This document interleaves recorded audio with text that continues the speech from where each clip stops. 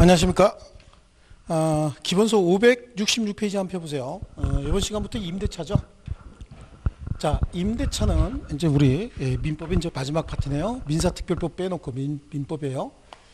자, 임대차는 임대인과 임차인이, 임대인은 물건의 사용 수익을 제공해 주겠다라고 약정을 하고, 임차인은 이에 대해서 차임을 지급하겠다라고 약정함으로써 성립하는 계약이죠. 쌍무계약이고 유상계약이고 분류식 계약이면서 낙성계약이다 라고 얘기를 합니다. 낙성계약이니까 특별한 형식 절차 필요 없다는 얘기고, 분류식 계약이죠. 낙성계약이니까 합의만 가지고 성립한다. 사용수익 제공하겠다라고 하는 약정과 차임을 지급하겠다라고 하는 약정만 있으면 성립하는 계약이다 그런 거고요. 분류식 계약이니까 형식과 절차 같은 거 특별히 정할 필요 없다는 얘기고, 유상계약이니까 대가를 지급해야 되죠. 그럼 유상계약에 따라서 담보책임의 문제가 발생을 하는데, 여기서 매도인의 담보책임에 관한 우리 민법 규정은 임대인의 담보책임과 똑같이 적용이 된다. 그러니까 담보책임이 여기서 나올 건 아니죠. 그 다음에 쌍무계약이니까 상호간에 동시이행의 관계에 있다. 동시이행도 이거 매매에서 보는 거고 여기서 나오는 게 아니에요. 그럼 여기서는 뭘 봐야 되느냐. 임대차 계약을 체결하면 임대인과 임차인이 상호간에 권리 의무가 하나 생기는데, 이로 인해서 생기는 임대인의 권리는 또 임대인의 의무는 어떤 게 있고, 임차인의 권리는 어떤 게 있고, 임차인의 의무는 어떤 게 있느냐라고 하는데, 이게 상호 서로 대립관계에 있기 때문에 임대인의 권리는 임차인의 의무가 되는 거고, 임차인의 권리는 임대인의 의무가 되는 거죠. 그러니까 여기는 임차인 권리 위주로 보시면 돼요. 임차인 권리 중에 가장 중요한 게 임차권이죠. 임차권.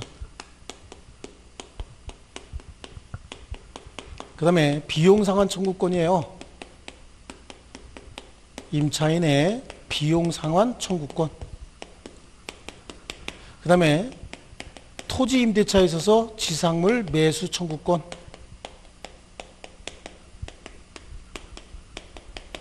그 다음에 부속물 매수 청구권이죠. 건물의 임대차에 있어서는 부속물 매수 청구권 이거고요. 그럼 임차인의 의무는 뭐냐? 임차인의 의무는 가장 중요한 의무가 차임의 지급 의무가 있어요. 차임을 반드시 지급해야 됩니다. 그 다음에 선량한 관리자로서 목적물을 관리하다가 목적물을 반환 의무가 있죠. 선관주의 의무가 있고, 그로 인해서 임대차 목적물을 반환해야 되는 목적물 반환 의무가 있다. 이 목적물 반환할 때는 원상 회복의 의무가 있죠. 그래서 최초에 임대차 있던 그대로 회복할 의무가 있다. 자, 이게 임차인의 권리와 의무였었어요. 자, 책을 가지고 얼른 볼게요. 임대차는 당사자 일방이 상대방에게 목적물 사용수익 제공하게 사용수익 할 것을 약정하고, 상대방이 이에 대해서 차임 지급할 것을 약정함으로써 그 효력이 생긴다라고 해서, 거기 의의와 성질이 이게 쌍무계약이고 유상계약이고 분류식 계약이면서 낙성계약이다. 자, 그거 갖고 정리하시면 되는 거고요. 자, 임차권 이거 채권이거든요. 그래서 임대인과 임차인 사이에 채권이다 보니까 임차권을 강화할 필요가 있다. 임차권을 강화하기 위해서 주택임대차보호법이나 상가건물 임대차보호법이 생겼는데, 민법에도 민법 자체 가지고도 임차권을 강화할 필요가 있어요. 왜냐하면 임대인이고 임차인이라고 다시 한번 가정을 하고, 자, 임대차가 존속 중에 목적물의 소유권이 바뀌었다라고 하는 겁니다. 그래서 제3자에게 목적물의 소유권이 이전이 됐다. 그럼 채권 채무 관계는 채권자와 채무자 사이에만 권리 의무 관계이기 때문에 임차인은 이러한 권리를 또는 이러한 의무를 갑에게만 부담하면 되는 거지 병에게는 부담하지 않아도 됩니다. 그 대신 의무도 병에게 부담하지 않겠지만 권리도 병에게 행사할 수 없는 거예요. 그런데 임대인 갑은 소유권을 병에게 양도하고 더 이상 소유자가 아니고 이 물건에 대해서는 아무런 권리 의무가 없습니다. 근데 소유자가 바뀌어버렸죠. 그럼 새로운 소유자하고 법률 관계가 좀 복잡해집니다. 여기에 대항할 수 없는 겁니다. 원칙적으로 임대차이기 때문에 대항할 수 없기 때문에 임차인을 보호할 필요가 있어서 이 대항할 수 있는 제도를 마련해 주는 거예요.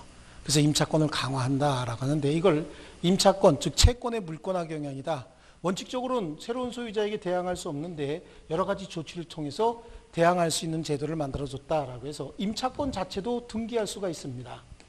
임차권 등기 제도가 있어요. 그래서 반대 특약이 없는 한 임대인은 임차인의 임차권 등기 요구에 응해야 된다 이렇게 돼 있고요. 또 차지권의 대항력이다라고 하는 게 있어요.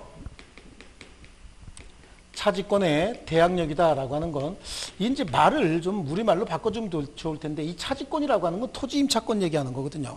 토지 임차권의 대항력이다라고 하는 건 토지 임대차가 있었는데 임대인이 갑이고 임차인이 을이라고 할 때 지상에 건물을 임차인이 토지를 임차해서 지상에 건물을 지었고 이 건물을 등기해 버렸습니다. 이 건물을 등기하게 되면 이 등기의 효력에 의해서 토지에 대한 대항력이 생겨버린다라고 하는 거죠. 이 건물로 인해서 생긴 거기 때문에 건물이 멸실되거나 등기가 후패되면 대항력도 같이 소멸하는 좀 불완전한 것이다라고 하는 거고, 자 우리 주택임대차보호법과 상가건물임대차보호법에 의해서 또 특별법이라고 얘기하잖아요. 그리고 민사특별법에 의해서도 보호가 되는 경우가 있다. 자 이렇게 해서 임차권을 조금 강화하는 경우가 있습니다. 자 그래서 우리 임차권의 강화다라고 하는 거 오른쪽 페이지의 강화의 내용은 부동산 임차권 강화의 내용으로 대항력의 강화, 임차권 침해에 대한 배제, 임차권 처분, 임차권의 존속보장 등을 든다라고 하는데 대항력을 강화하기 위한 제도가 거기 두 번째 줄 보면 임차권도 등기하면 대항력이 생긴다. 그래서 우리 민법은 임차인은 당사자 간의 반대 약정이 없으면 임대인에게 임차권 등기 절차에 협력할 것을 청구할 수 있다. 라고 해서 임차권 등기도 가능하다. 임차권 등기 제도가 생겼다라고 하는 거죠.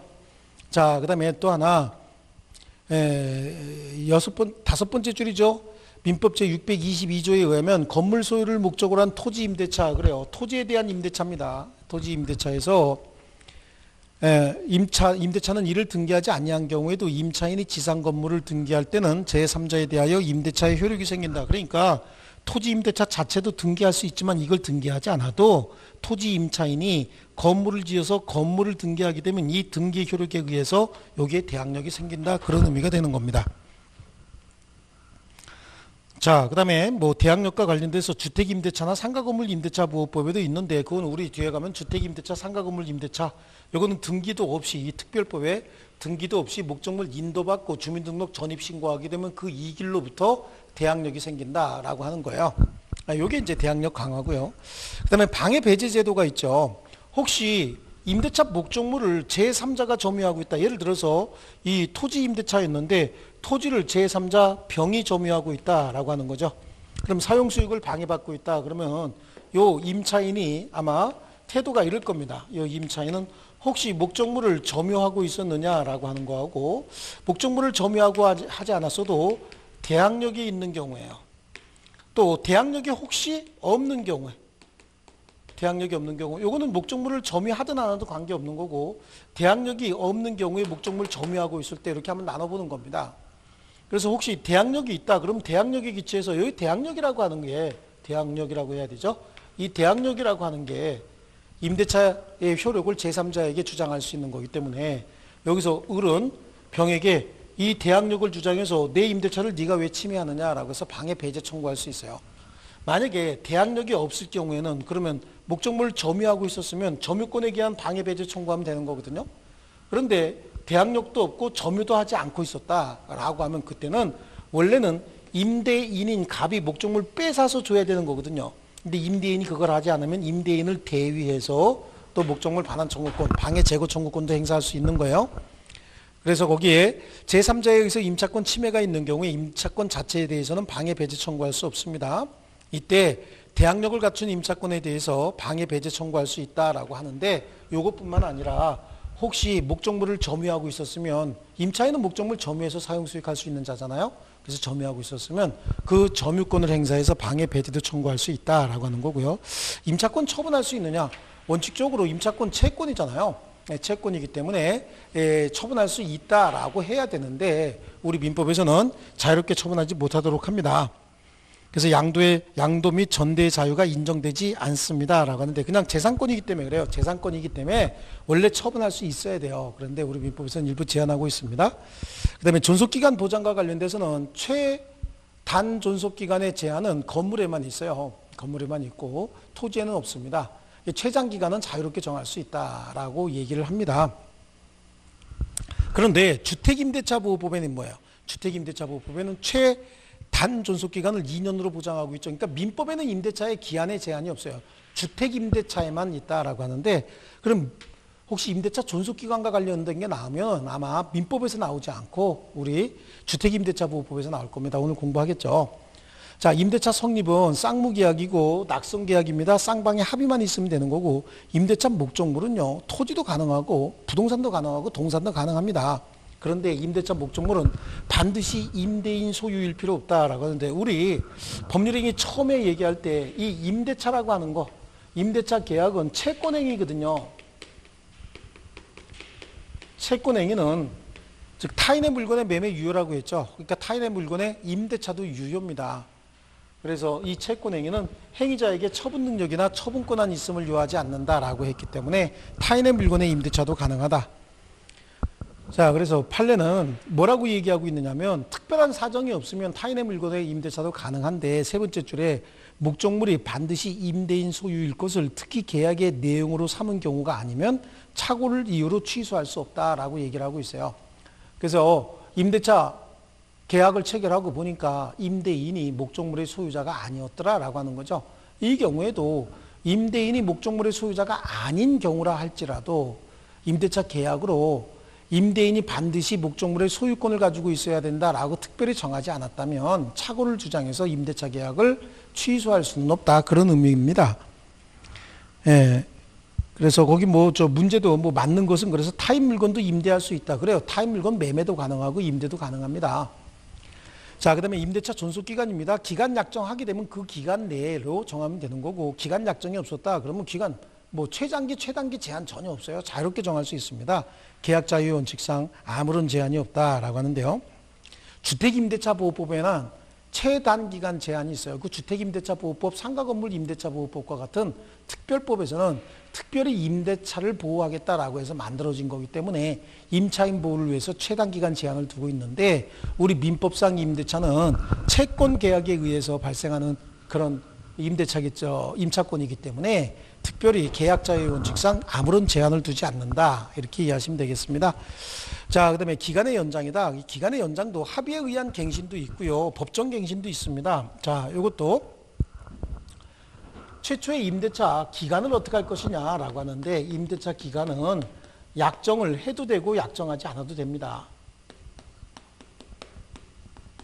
약정을 해도 되고 임대차 기간 약정하지 않아도 되는데, 임대차 기간을 약정한 경우에도 이거 자유롭게 정할 수 있어요. 그리고 기간이 만료가 되면 갱신도 가능합니다. 이 갱신도 합의에 의해서 갱신할 수도 있고 법정 갱신도 있습니다. 만약에 임대차 기간을 약정하지 않았다, 그럼 이건 기간 정함이 없는 임대차가 되는 거예요. 합의에 의해서 갱신한다, 그럼 그 기간도 합의로 자유롭게 정하면 되는 겁니다. 법정 갱신은 그럼 뭐냐라고 하는데, 묵시의 갱신이다라고 해서요, 임대인이고 임차인이라고 한번 가정을 하면요, 임대차 존속기간 만료일이 이날인데 임대차가 종료됐음에도 불구하고 임차인 을이 계속해서 사용 수익을 하고 있고요, 이에 대해서 임대인 갑은 상당한 기간 아무런 이의를 제기하지 않고 있다는 겁니다. 그래서 임차인이 계속해서 사용 수익하고 임대인은 상당한 기간 아무런 이의를 제기하지 않는다. 그러면 기간 만료된과 동시에 전 임대차와 동일한 조건이고 기간은 정함이 없는 임대차로 갱신된 것으로 보겠다라고 하는 겁니다. 예, 이거예요. 이게 이제 법정 갱신 제도다. 그래서 갱신은 합의에 의해서 갱신할 수도 있고요. 예. 그래서 당사자 합의에 의해서 당사자가 약정한 대로 임대차 존속기간 갱신할 수도 있다. 단기 임대차도 있는데, 단기 임대차는 처분권 없는 자가 임대차 할 때 단기 임대차 기간은 그다지 길게 주지 않습니다. 토지의 임대차 같은 경우에는 10년, 5년, 그 다음에 건물의 임대차 같은 경우에는 3년 이렇게 해서 단기 임대차인데, 이것도 갱신할 수 있어요. 그냥 이거는 갱신할 수 있다만 하시면 되고요. 토지 임차인의 갱신 청구권이다. 이건 이제 지상권과 관련된 내용이 여기에 그대로 하나가 옮겨옵니다. 토지 임대차의 갱신은 건물 소유를 목적으로 임차인 을이 목적물, 토지를 임대차해서 여기다가 건물을 지었습니다. 그래서 임차인 소유의 건물이 있는데 임대차 기간이 만료가 됩니다. 예, 만료가 됐는데 지상 건물이 현존하고 있을 때 발생하는 문제죠. 이런 경우에 임차인 을은 임대인에게 계약에 갱신을 청구하죠. 갱신 청구하면 임대인 갑은 이에 대해서 갱신을 해주면 되는데 혹시 거절하게 되면 그때 임차인 을이 임대인에게 지상물의 매수를 청구할 수 있고 이 지상물 매수 청구권은 형성권입니다. 자, 이거 어디서 봤을까요? 우리 지상권 283조에서 봤습니다. 283조 지상권에서 그대로 봤죠. 자, 283조에 관한 내용이 그대로 준용이 되고요. 또 하나 우리 임대차는 기간 정함이 없는 임대차죠. 여기도 기간 정함이 없는 임대차가 있잖아요. 이 기간 정함이 없는 임대차의 경우에는 임대인이 요거 둘 다 마찬가지입니다. 요게도 그대로 적용이 되는 건데요. 기간 정함이 없는 임대차 양 당사자 언제든지 상대방에게 임대차를 해지하겠다라고 해지를 통고할 수 있고 해지 통고가 임대인이 하면 6월, 임차인이 하면 1월, 그 다음에 이게 동산의 경우에는 5일이 경과되면 임대차가 종료가 된다라고 하는데요. 이렇게 기간 정함이 없는 토지 임대차였다라고 가정을 하고 임대인이 임대차를 해지하겠다라고 통고하게 되면 6개월이 경과되면 임대차는 종료가 되는 거거든요. 그러면 해지하겠다라고 하는 건 네가 갱신 요구해도 나는 거절하겠다라고 하는 의사표시까지 있는 걸로 보는 거예요. 그럼 6개월이 지나면 바로 그냥 지상물 매수 청구권 행사할 수 있다라고 해서 토지 임대차에서는 지상물 매수 청구권 행사 방법이 두 가지다라고 하는 거 요거 좀 알아두시면 되겠습니다. 그래서 갱신 청구권에 관한 내용 B에 있는 내용이 이 내용입니다. 그 다음에 묵시의 갱신은 지금 나오는데 법정 갱신 이거 얘기하는 거예요. 그래서 임대차 기간이 만료된 후 임차인이 계속해서 사용 수익하고 있을 때 임대인이 상당한 기간 이의 제기하지 않으면 전 임대차와 동일한 조건 기간 정함이 없는 임대차로 갱신된 것으로 본다. 자, 그럼 여기서 추가로 발생하는 문제가 뭐냐? 이 전 임대차에 혹시 보증금이 교부된 경우도 있을 수 있고요. 차임을 지급을 담보하기 위해서 담보가 제공될 수도 있어요.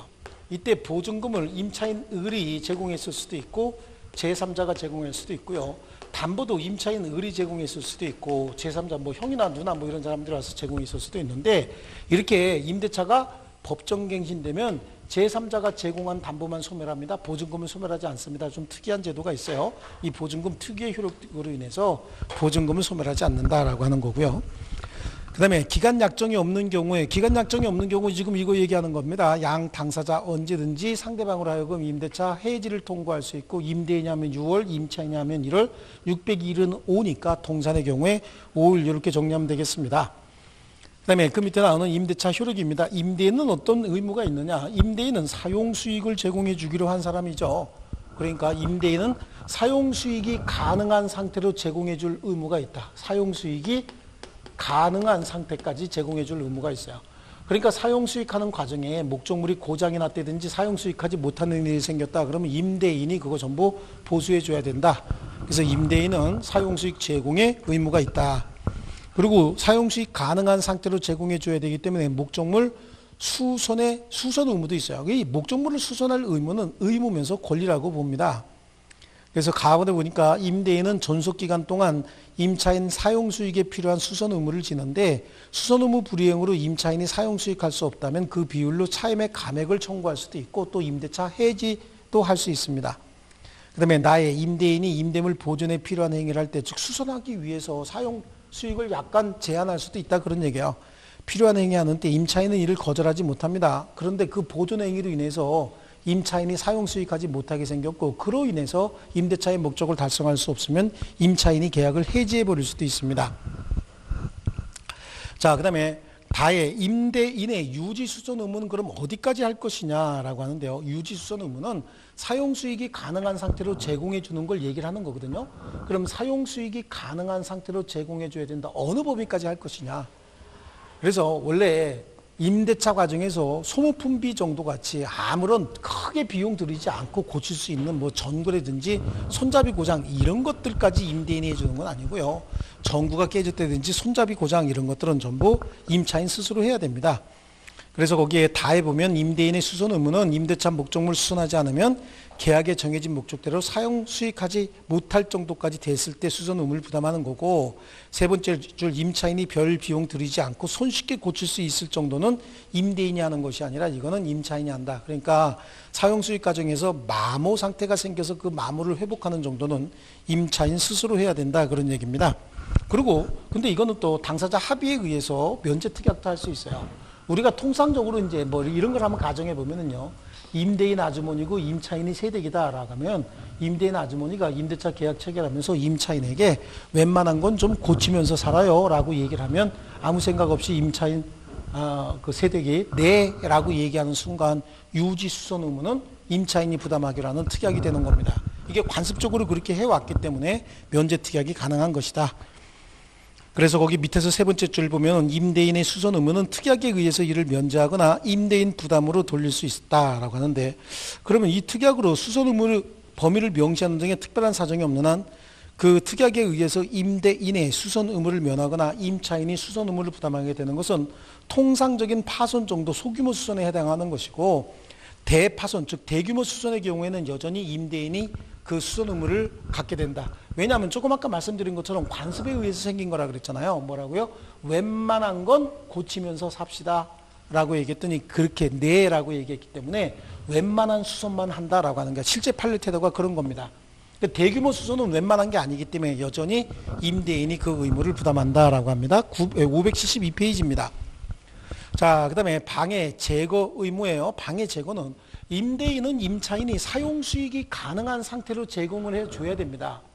사용수익이 불가능하다. 그럼 무슨 일이 생겼냐? 제3자가 목적물을 점유하고 있을 때, 그럼 제3자가 목적물을 점유하고 있으면 임차인이 사용수익하지 못하는 일이 생기기 때문에 그 사용수익의 방해물을 임대인이 제거를 해줘야 임차인이 사용수익 가능한 상태가 되는 겁니다. 그래서 방해 제거 의무도 있다라고 하는 거고, 담보 책임진다 그래요. 여기서 나올 건 아닌데 그냥 들어만 두십니다. 혹시 이거 100평에 월 차임 100만 원씩으로 했는데 실제 들어가 보니까 100평이 아니라 85평밖에 안 되더라.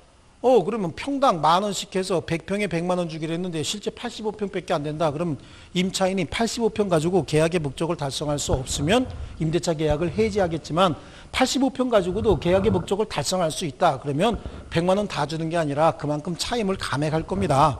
이게 이제 담보 책임과 관련된 문제입니다. 그래서 임대차는 유상계약이기 때문에 매매와 관련된 규정이 준용이 돼서 임대인은 임대물의 하자가 있거나 권리의 하자가 있을 때 매도인과 동일한 담보 책임을 부담한다라고 하는데, 거기까지만 아시면 되고, 유상계약으로서 매도인의 담보 책임은 매매에서 했던 내용 그대로 여기다 적용하는데, 구체적인 사례가 아까 100평이 아니고 85평이었다. 그럼 대금 감액도 가능하다. 만약에 계약의 목적을 달성할 수 없으면 계약을 해지하고 손해배상 청구도 가능하다. 그런 내용이죠. 매매에서 배웠던 내용 그대로 이렇게 보시면 되는 거예요.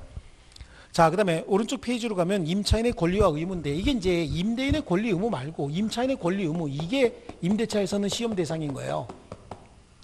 임대인의 권리가 임차인의 의무고, 임대인의 의무가 임차인의 권리라고 하는데도 임차인을 위주로 이제 시험에 내는 거죠. 요게 이제 시험에 나오는 겁니다. 그래서 임차인의 권리는 임차권이 있는데 그 임차인은 목적물 사용수익권 얘기하는 거죠. 그 사용수익의 범위는 어떻게 볼 것이냐. 목적물 성질에 따라서 사용수익 범위가 정해지는 경우도 있고, 아니면 임대차 계약으로 정하는 경우가 있어요. 이렇게 상가 건물 같은 경우 이게 근린생활시설이기 때문에 근린생활시설 용도다라고 하면 그 용도는 임대차 계약으로 정하는 겁니다. 제가 강의하고 있는 이 학원은 강의실 목적으로, 학원 목적으로 임대차 있을 텐데 여기다가 무슨 음식점을 만든다든지 그런 임대차 계약으로 정한 목적을 위반하고 있는 거예요. 근데 주택용, 아파트 같은 경우에는 주거용으로 쓸 수밖에 없죠. 그래서 임대차 목적물 성질에 정해진 목적대로 사용수익한다. 그러니까 아파트에다가 비밀 룸사롱 같은 거 이렇게 차려놓고 이러면 임대인이 와가지고 임대차 계약을 해지해버리는 거죠. 그건 특별히 정하지 않았어도 목적물 성질에 의해서 정해진 용법이 있는 겁니다. 임차권의 대항력이다라고 하는데, 임차권의 대항력은 아까 말씀드린 것처럼 대항력 갖추는 방법이 있어요. 우리 민법상 임대차 등기할 수 있고요. 토지 임차권의 경우에는 차지권의 대항력, 아까 처음에 설명드린 내용입니다. 그래서 대항력을 갖추는 방법도 있다라고 하고, 574페이지에 보면 이제 비용상환 청구권이 있죠. 이 비용상환 청구권은 필요비하고 유익비 상환 청구권이 이제 있는데, 그 민법 제 626조예요. 626조에 비용상환 청구권이다라고 하는데, 이 비용은 필요비하고 유익비 얘기하는 거거든요. 필요비는 지출 즉시, 원래 임대인은 임차인이 사용수익이 가능한 상태까지 제공해 줄 의무가 있다. 근데 사용수익하는 과정에 혹시 비가 샌다, 이게. 비가 새면 요거 비가 새는 거 임대인이 고쳐줘야 되는데, 임차인이 임대인에게 비가 셉니다, 고쳐주세요 라고 하면 임대인이 불이 났게 눈썹 휘날리면서 뛰어오지 않습니다, 절대. 뭐라고 얘기할까요? 경험해 보신 분은 알 텐데 임차인이 임대인에게 비가 새서 불편합니다 라고 하면 임대인이 분명히 그렇게 얘기합니다. 아니 그게 왜 새? 이렇게 얘기하죠. 뭘 왜 새겠습니까? 때 됐으니까 새겠지. 그 빨리 와서 고쳐줘야 되는데 빨리 안 옵니다. 안 오니까 불편한 임차인이 먼저 비용 들여서 수리하게 돼 있는 거예요. 저거는 누가 지출해야 되는 돈이냐? 누가 수리해야 되는 금전이냐면 임대인이 수리해야 되는 금전인데 임차인이 먼저 지출을 하는 겁니다. 이 필요비라고 하는 건 목적물 보존에 지출된 비용, 사용수익에 필수적으로 지출되는 비용, 뭐로 이런 정도로 이렇게 봐야 되는데 이 필요비는 지출 즉시 청구할 수 있어. 원래 임대인이 지출해야 되는 돈이에요. 그런데 임대차 종료 시에도 청구할 수 있습니다. 그리고 항상 지출액 전액을 청구하는 거고요. 유익비는 목적물의 가치를 증가시키는 데 지출된 비용입니다. 그래서 유익비는 임대차가 종료됐을 때 가치 증가가 현존한 경우에, 즉 임대차 종료 후 목적물 반환할 때 가치 증가가 현존한 경우에 그 지출액이나 증가액 중 회복자인 임대인 선택에 따라서 그 상환을 청구할 수 있다라고 하는 거고, 이 필요비나 유익비는 목적물에 관하여 지출된 비용이기 때문에 유치권의 피담보 채권이 될 수도 있다라고 하는 거고요. 그 다음에 제척기간입니다. 이 제척기간은 임대인이 목적물 반환받은 날로부터 6월 내에 행사해야 된다라고 되어 있습니다. 요게요. 그래서 여기 626조의 비용상환 청구하고 우리 앞에서 보면은 203조의 비용상환 청구가 있어요. 203조 이거는 점유자와 회복자의 관계에서 나오는데요. 점유자와 회복자의 관계에서 비용상환 청구인데 이거는 내용이 달라요. 서로 같은 게 아닙니다. 그래서 가끔가다 우리 임대차에서 얘기를 하면서 626조의 비용상환 청구권을 203조를 들먹이면서 시험에 내는 경우가 간혹가다 있고, 이건 우리 중개사 시험에도 3번이나 나온 적이 있습니다. 지난 30회가 아니라 29회 시험에도 이 문제가 나온 게 있어요. 그래서 203조가 아니라 626조다. 626조 임차같이 이렇게 보이죠? 안 보이나요? 하여튼 626조다라고 하는 거 좀 기억을 해 두셔야 됩니다. 그래, 임차인은 유치권도 행사할 수 있다라고 하는 게 다에 나오고 있죠. 필요비나 유익비는 목적물에 관하여 생긴 채권이기 때문에 유치권이 성립하게 되는데 유치권을 갖는다. 그런데 유치권의 경우에는 그 피담보 채권은 적법한 점유 중에 발생한 채권이 피담보 채권이 된다라고 했는데 임대차가 끝나서 목적물 반환 의무가 있는 임차인이 목적물 반환하지 않고 버티는 도중에 지출한 비용이다. 이거는 불법 점유 중에 발생한 비용이기 때문에 이걸로는 유치권 주장할 수 없다라고 하는 설명이 추가로 나와 있는 겁니다. 그 다음에 임차인의 매수 청구권, 이거 앞에서 다 다뤘던 거잖아요, 지금요. 임차인의 매수 청구권은 요거 지상물 매수 청구권과 부속물 매수 청구권, 요거 지금 얘기하는 거거든요. 지상물과 부속물 매수 청구권인데 여기는 토지 임대차에 있어서는 지상 건물 소유를 목적으로 하는 토지 임대차 존속기간 만료로 소멸했고 지상물이 현존하고 있으면 갱신 청구 먼저 하고 거절이 되면 지상물 매수 청구권 행사할 수 있다는 방법 하나 하고, 이건 지상권에 관한 283조가 그대로 준용이 되는 거고, 임대차는 기간 정함이 없는 임대차, 여기 기간 정함이 없는 임대차 있었죠. 요 기간 정함이 없는 임대차 해지 통고 후 6개월이 지나면 바로 매수 청구권 행사할 수 있다. 이거는 토지 임대차에서 나오는 내용이고, 건물 임대차에서는 자, 임대인이 갑이고, 여기다가 너무 밑에 썼나요? 목적물에 임차인이 을이라고 한번 해볼게요. 임차인이 을이고 임대인이 갑이라고 할 때 갖다 붙인 이 부속물이 임대인이 갖다 붙였어요. 임차인이 갖다 붙였어요. 갖다 붙인 건 임차인이 갖다 붙였는데, 갖다 붙였을 때 이게 임대인의 동의를 받아서 갖다 붙였다든지 임대인으로부터 직접 매수한 이런 부속물의 경우에는 임차인이 임대인에게 이거 네가 다시 사라 라고 해서 매수 청구권 행사할 수 있는 겁니다. 이거는 건물의 임대차에만 나오는 얘기예요. 그래서 거기 임차인의 매수 청구권에 지상물 매수 청구권, 요거 지금 얘기하고 있는 겁니다. 지상물 매수 청구권 2가지 방법에 의해서 매수 청구할 수 있다라고 하는 거, 요거 좀 잘 인정이 저 읽어보셔야 됩니다. 거기 지금 우리 책에 있는 설명이 건물 기타 공작물 소유 식목 체험 목적으로 한 모순의 임대차 토지 임대차의 기간이 만료됐어야 된다. 기간이 만료됐어야 된다라고 하는 거고, 근데 지상물이 현존하고 있을 때 임차인은 계약갱신 청구할 수 있고, 임대인이 갱신을 원하지 않을 때 거절할 때는 임차인은 상당한 가액으로 지상물의 매수를 청구할 수 있다라고 하는데 643조가 아니라 283조에 있는 내용을 준용한다라고 돼 있어요. 그래서 거기 643 43조에는 283조 규정에 의거 매수 청구할 수 있다라고 돼 있으니까 283조가 적용이 된다라고 하는 거하고, 또 이때 그 지상 건물은요, 이거는 그냥 있기만 하면 돼요. 거지 발사계 같이 생긴 건물이라도 있기만 하면 된다라고 얘기를 합니다. 그리고 기간 약정이 없는 토지 임대차, 이 기간 약정이 없는 토지 임대차 해지하면 6월 있다 소멸한다고 얘기했죠. 예, 해지 통고하는 경우에도 이것까지 같이 알아두셔야 됩니다. 해지 통고가 있으면 6월 후에 바로 매수 청구권까지 바로 행사할 수 있다라고 하는 거, 이것까지 같이 적어 놓으셔야 됩니다. 그 다음에 부속물 매수 청구권 여기 또 나오고 있죠. 임대인의 동의를 받아서 부속시켰거나 임대인으로부터 매수했어야 되는데, 이것도 기간 만료로 종료됐을 때만 해당하는 거예요. 그래서 거기 요건에 임대차가 종료하고 있었고 건물 기타 공작물이 임차인이 임대인 동의를 얻어 부속하거나 임대인으로부터 매수했어야 된다라고 하는 겁니다. 그래서 이때 이 건물이나 공작물에 부속시킨 부속물이 건물의 구성 부분이 아니라 건물과 독립된 별개의 물건이어야 한다라고 하는데, 이건 뭐 언급할 필요가 없어요. 왜냐하면 부속물이라고 하는 거 이거 자체가 독립된 물건이어야 됩니다. 여기 갖다 붙인 물건 임차인이 갖다 붙였다라고 하는데, 이 붙인 물건이 독립성이 있느냐 없느냐에 따라서 상황이 달라지는데, 이게 독립성이 있고 독립성이 없는 걸로 한번 나눠볼게요. 독립성이 있으면 이거를 부속물이라고 얘기를 해요. 독립성이 없으면 이걸 부합물이라고 얘기하는 겁니다. 부속물의 경우에는 금방 여기서처럼 임대인의 동의를 받았다든지 임대인으로부터 매수한 부속물 같으면 부속물 매수 청구권을 행사해서 그 이익 조정을 하면 되는 거고, 부합물 같으면 여기 물건이 돼버린 거예요. 여기 붙어서 하나의 물건이 됐습니다. 그러니까 이건 혹시 가치 증가가 현존하면 유익비 상환 청구권으로 해결하는 겁니다. 그래서 부속물 매수 청구권 했다라고 하는 건 독립적인 물건이다, 그런 의미가 되는 겁니다.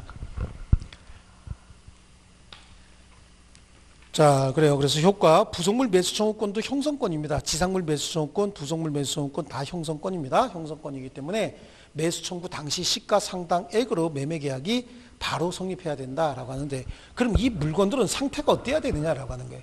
이 물건은 상태가 임차인 을이 개인적인 어떤 영업 목적이라든지 개인적인 취향 만족을 위해서 갖다 붙인 것 같으면 지가 뛰어가야 돼요. 이게 임대인이 동의를 받아서 갖다 붙였다 하더라도 자기가 개인적인 영업 목적 달성을 위해서 간판을 갖다 붙였다, 아니면 이런 건물 임대차에서 여기서 삼계탕집을 운영하기 위해서 칸막이 방을 들이고 보일러 설치했다, 이건 지 영업 목적을 위해서 한 거예요. 식당을 운영하기 위해서 주방시설 설치했다, 이것들은 다 지 영업 목적을 위해서 한 거기 때문에 매수 청구 대상이 될 수가 없습니다. 자, 그 다음에 넘겨보시면요, 임차인의 의무죠. 자, 임차인의 권리가 지금 다 있는 거예요. 임대차는 매매에서 봤던 것처럼 이게 나오지 않습니다. 임차인의 권리가 어떤 것들이 있고 임차인의 의무가 어떤 것들이 있느냐, 요거 가지고 계속 시험에 나오는 겁니다. 그 임차인의 의무 중에 가장 중요한 의무가 차임 지급 의무죠. 차임은 반드시 금전일 필요는 없습니다. 기타 물건이라도 관계는 없습니다. 또 차임 지급 시기에 관해서 특별 약정이 없으면 동산 우리 들고 다니는 물건들 얘기하는 거예요. 이 건물 우리 보통 쓰는 거 얘기하는 거죠. 그 다음에 대지는 건물이 있는 토지를 대지라고 합니다. 이거는 보통 우리가 현재 주고 있는 게 뭐 월말에 주고 있잖아요. 매 월말에 이렇게 주고요. 기타 토지죠. 임야 같은 경우는 매년이에요. 그런데 혹시 농작물과 같이 수확기가 있는 것들은 수확 후 즉시 준다라고 하는 거예요. 임대차 종류에 따라 달라요. 그 다음에 차임의 증감 청구권, 이제 임차인의 과실 없이 임차물 전부고 또는 일부가 멸실, 기타 사유로 사용수익할 수 없게 됐다. 최초에 100평 임대차 있는데 그중에서 15평이 사용수익하지 못하게 생겼다. 그런 감소한 비율에 따라서 차임 감액도 청구할 수 있고, 또 임대인은 경제사정 변동 등으로 인해서 임대차 차임을 증액해야 될 필요가 있을 때는 또 증액도 할 수 있고 감액도 할 수 있어요. 그다음에 부동산 임대인의 법정담보 물권이다라고 하는데, 그 법정담보 물권이다라고 하는 건 법정질권하고 법정저당권인데, 자, 그거는 심각하게 안 보셔도 관계없어요. 이거는 여기서 나올 내용이 아니에요. 자, 여기 보면 토지 임대차를 했어요. 임대인이 갑이고 임차인이 을이라고 할 때 임차인이 지상에 건물을 지어서 사용 수익하고 있는 과정에서 차임을 줘야 되는데 차임을 안 주고 있는 거예요. 차임을 2년 이상 안 주고 있다라고 하는 거죠. 그럼 최종 2년분의 차임을 받기 위해서 임대인이 요 지상에 있는 임차인 소유의 건물을 압류해 버립니다. 압류했다는 얘기는 경매한다 그런 얘기잖아요. 이게 강제 경매인데도 불구하고 2년분 차임은 우선 변제받을 수 있다라고 하는 거야. 그래서 이걸 법정 저당권이다 이렇게 얘기를 합니다. 거기 B에 있는 거예요. B에 토지 임대인이. 그러고요. 그 A하고 C에 있는 거는요. 이건 법정 질권이 문제가 되는데 토지 임대차와 건물 임대차에서 다 나와요. 자, 토지 임대차가 있었고 임대인이 갑이고 임차인이 을이라고 할 때 을이 건물을 지어서 가지고 있는 게 아니라 여기 토지의 과실이나 기타 동산 같은 게 있다는 거죠. 그런데 여러 가지 임대차와 관련된 채무를 이행하지 않고 있대요. 그러면 임대인이 이거 압류해서 경매 실행하는데 압류해서 경매 실행하게 되면 이거 우선 변제받을 수 있다는 얘기예요. 그러니까 이건 질권이 돼야 되죠. 부동산이 아니기 때문에 질권이 돼야 되는 거고 건물도 마찬가지죠. 건물 임대차 여기 부속물들 똑같은 차원에서 차임을 지급하지 않는다. 기타 채무를 지급하지 않는다. 그럼 이거 압류 통해서 우선 변제받을 수 있다. 그런 얘기인데 그 ABC는 그냥 들은 걸로 끝냅니다. 법정 질권하고 법정 저당권도 있다라고 하는 정도만 아시면 충분합니다. 그 다음에 오른쪽에 가면 차임 연체와 계약의 해지인데 차임을 2기 이상의 차임을 그래서 차임을 지급해야 되는데 차임이 연체가 됐다는 거예요. 그 연체액이 2기 이상의 2기입니다. 2기 이상의 차임을 연체하게 되면 임대인의 해지로 인해서 임대차는 바로 종료가 되는데 여기서 2기 연체라고 하는 건 연체된 합계액이 2기 차임액에 달하는 걸 얘기하는 거지 연속해서 2번 빌리는 걸 얘기하는 게 아닙니다. 그래서 건물, 그 밖에 공작물 등의 임차인이 두 번째 줄 차임 연체액이 2기 차임액에 달하는 경우에 여기서 2기 차임액에 달한다는 얘기는 한 기의 차임액이 100만 원이다. 그럼 연체액의 합계액이 200만 원이 되면 그게 2기 차임액에 달하는 거예요. 한꺼번에 2번 빌리는 거 얘기하는 거 아닙니다. 50만 원씩 4번 빌려도 200만 원이 되는 거죠. 이렇게 2기 차임액에 달하는 경우에 임대인은 임대차 계약을 해지할 수 있다라고 하는 거고요. 근데 혹시 말이죠. 여기 토지 임대차에 있었는데 이 토지 임대차에 차임을 안 내긴 안 냈어요. 안 냈는데 요 토지 임대차에 있고 지상에 건물을 지었는데 이 건물을 을이 혼자 가지고 있는 게 아니라 병에게 저당권도 또 설정해 줬대요. 근데 토지 임대차가 끝나고 나면 건물은 철거돼야 되고 건물이 철거되면 저당권은 또 소멸하는 일이 생길 수 있거든요. 이때는 차임 연체를 이유로 임대차 계약을 해지하면서 저당권자 등에도 또 통지해 줘야 됩니다. 그래서 빌려준 돈 회수해 나가라 라고 하는 그 기간을 줘야 돼요. 그래서 거기 B에 보시면 지상에 있는 건물, 기타 공작물이 저당권의 목적이 되어 있는 때 저당권자에게 통지한 후 상당한 기간이 경과해야 해지의 효력이 생긴다라고 하는 거고요. 또 임차인은 선량한 관리자의 주의로서 목적물 보관하고 있다가 목적물을 원상회복해서 해서 반환할 의무가 있다라고 하는 거고요. 그 밑에 보면 무단양도 무단전대는 금지가 됩니다. 무단양도 무단전대 금지야. 그래서 양도 전대가 금지가 되고 목적물 반환 의무가 있다. 거기까지 다 나와 있네요. 그 다음에 공동임차인의 연대 의무라고 하는 게 있어요. 자, 이것도 공동임차인의 연대 의무는 혹시 이렇게 생긴 건물을 A하고 B가 와서 갑에게 우리에게 임대차 해주시오 라고 얘기했을 때 임대인이 필요한 부분 이렇게 자기가 나눠서 임대차 하는 경우가 있어요. 그럼 전체 이게 차임이 200만 원인데 나눠서 임대차해서 네가 100만 원 내라 네가 100만 원 내라 라고 하면 갑은 A에게 100만 원 B에게 100만 원씩 이렇게 청구할 수 있는 겁니다. 그런데 A는 사업이 잘 돼서 100만 원 잘 내는데 B는 사업이 잘 안 돼서 100만 원 못 낸다. 그러면 얘한테 100만 원 다 못 받는 수도 있을 수 있어요. 근데 임대인이 이렇게 임대 안 하는 거죠. 그러니까 A하고 B가 와가지고 임대차 해달라라고 얘기하면 그래 니네들이 알아서 임대차하고 알아서 나눠서 써라 이렇게 얘기를 하는 거예요. 그 대신 월 차임은 200만 원만 나에게 가져와라. 근데 지네끼리 이렇게 나눴다는 거죠. 나눠서 평상시에 100만 원씩 나눠서 내자라고 지네끼리 합의했답니다. 합의했는데 얘는 사업이 잘 돼서 100만 원 잘 주지만 얘가 100만 원 못 준다. 그럼 갑은 A한테도 야 네가 200만 원 다 주고 얘한테 받든지 알아서 해 라고 하는 거야. 그러니까 갑이 직접 나눠줬느냐 아니면 공동으로 임대차 있고 지네끼리 나눠서 썼느냐 요거에 따라서 달라지는 겁니다. 그래서 공동임차인은 공동으로 임대차와 관련된 채무를 부담하게 됩니다. 그래서 만약에 B가 돈을 못 번다 그러면 A라도 혼자 200만 원 다 내야 되는 거예요. 그래서 갑이 잘라줬느냐 갑이 빌려준 걸 지네끼리 잘라서 쓰고 있느냐 요거에 따라서 달라지는 겁니다. 그래서 공동임차인의 연대 의무다라고 하고요. 자, 거기까지 하고 조금 쉬었다가 임차권 양도와 임차물 전대는 계속하겠습니다.